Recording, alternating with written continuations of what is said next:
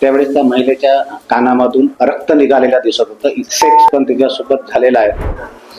एक 6 तारखेला साधारणतः 6:15 वाजताच्या दरम्यान मध्ये आम्हाला पोलीस स्टेशनला एक पोलीस पाटलांचा फोन आलेला होता कुडकेश्वर येथील. त्यांनी सांगितलं होतं की एक महिला तिच्या घरामध्ये मृत अवस्थेत दिसत आहे. मग तात्काळ आम्ही घटनास्थळावर गेलो आणि घटनास्थळावर सर्व वरिष्ठ आले आमचे आणि पाहणी केली.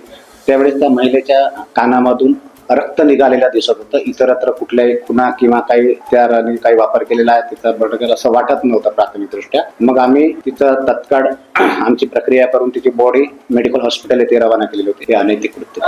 आरोपी साधारणतः 1.5-2 वर्षापासून पूर्वी एकत्र काम करत होते. पेंटिंगचे वगैरे रोजंदारीनं काम करत होते. तेव्हा तिची ओळख होती त्यांच्यासोबत आणि ओळख होती आणि त्या ओळखीचा त्यांनी फायदा घेऊन तिला कधीतरी अधूनमधून तो फोन वगैरे करायचा. यांनी त्यांच्याकडे मागणी केलेली होती आणि तिने नकार दिलेला होता आणि त्याच्यातूनच ही हत्या झाली असावी असा एक प्राथमिक आपल्याला अंदाज आहे आणि आरोपीने सुद्धा अशाच प्रकारची एक माहिती आपल्याला दिलेली आहे.